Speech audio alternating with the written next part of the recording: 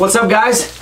We want to talk about third axis. Now, there'll be some people that are like, you don't need third axis. I've killed 500 animals in the last 20 years. I never mess with it. And that's cool. Good for you. Keep it up. For me, I discovered third axis a long time ago when I went to Bowcast at the Bird. That was the first 3D shoot that was on top of Snowbird in Salt Lake City. And now it's called TAC, or Total Archery Challenge, and they're all over the country.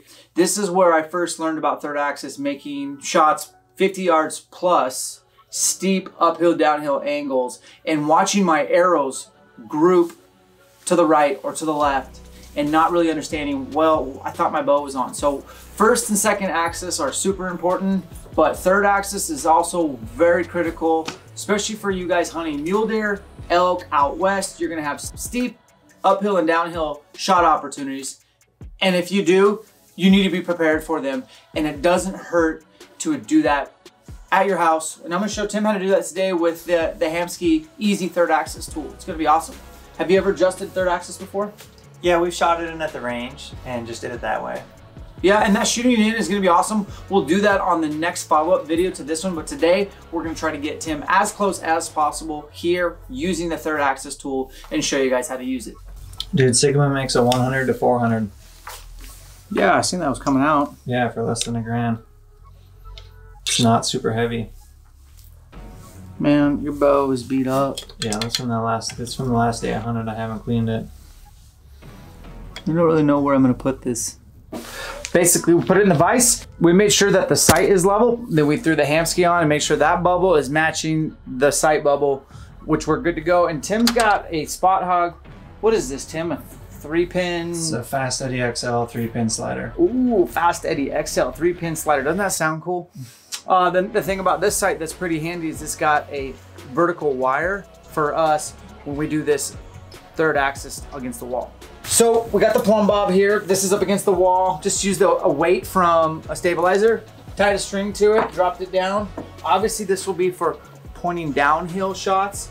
Usually whatever adjustments you make on third axis for a downhill shot, it would be the opposite if you were lining your bow on an uphill. So we have selected to do a downhill. It's just easier for us to film. And then we'll go through the adjustments on the Fast Eddie. And then the adjustments will be based on the sight that you have. Not all sights have third axis as well. Many do not. So we like Black Gold and we like Spot Hog. They're very durable and they have third axis adjustment. Now I will say this, the Spot Hog third axis adjustment, not my favorite, but I'll show you how to do it. So we're drawing back level and then point down? Yep. Okay. So what, Tim, you're gonna do is you're gonna put those two metal pieces to up and down, that vertical plane. You're using that, not your wire. And we're gonna have you pull back, get level, bend at the waist, come down on the string, make sure that those are matched up to your plumb level. Yep. So don't look at your level, just look at that metal piece there. Okay, so pull up, go nice and level first. Find level, tell me when you're level. This level. Okay, and then go ahead and get that up and down, bend at the waist. Like this? Bend all the way down and get that on the string. Can you go down further? The steeper the better. All right, make sure that through the peep you're seeing the up and down. It's pretty close, man. Centered up there on both. Centered up? Yeah. And you can let down. Nice, smooth. What we saw is when Tim had both of these right on the line, he was bubble left a little bit. So his bubble was to the left. We're gonna try to confirm that one more time. Now we're gonna, because he has that metal wire on his sight, we're gonna take this off. This may be against other people's protocol, but so if we were just using this tool, I would still make an adjustment, a very small minor adjustment on his sight, which we will do. But I'm gonna have him check one more time, this time looking through the peep again and looking at his metal vertical wire, getting that lined up, and I'll look at his bubble and we'll go from there. Oh, that's an interesting check and balance. I get what you're saying with that.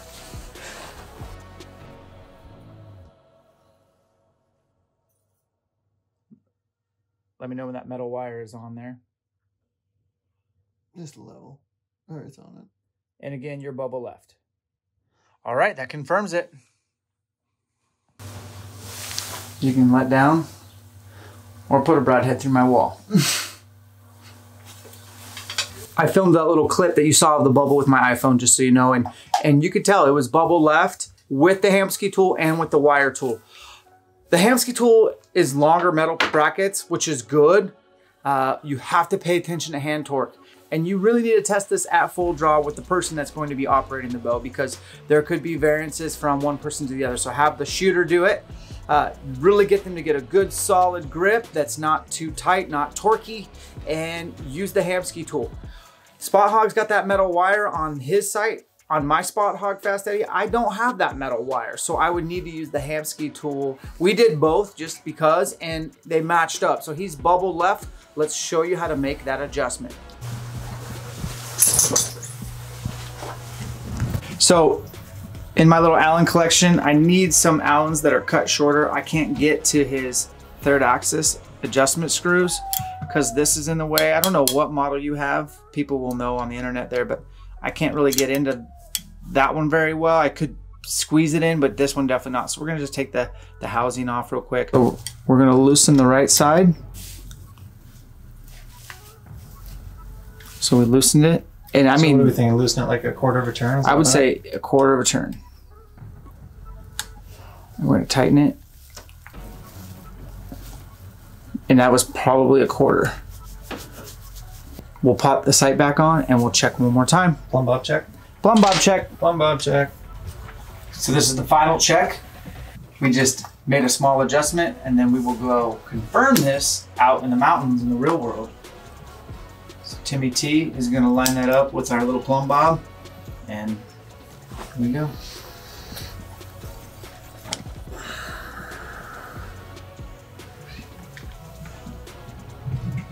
So level.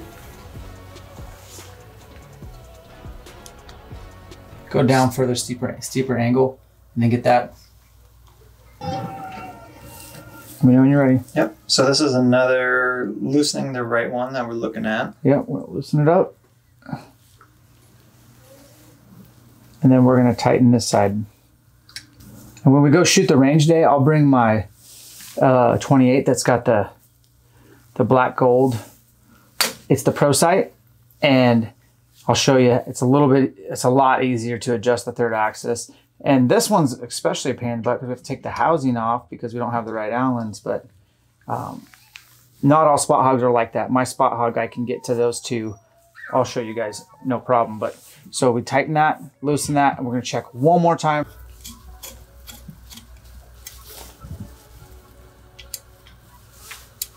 Look at the dirt and crap in your...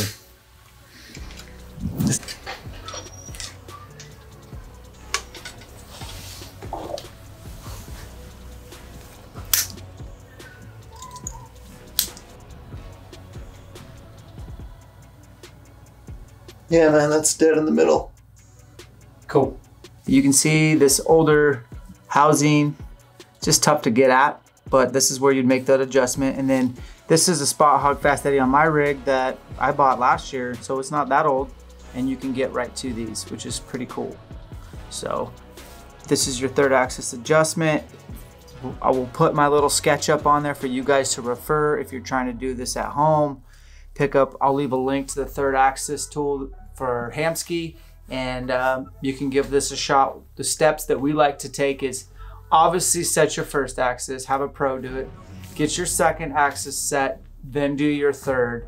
Make sure that the person who's setting the third axis is the one who's going to be shooting the bow. So you want to be at full draw, and you want to be able to bend at the waist, not torque the bow. You can also do uphill, a plumb bob or a door jam. This will get you close. I'm not sold on this being the end all be all, so we are gonna do a follow-up video to this one.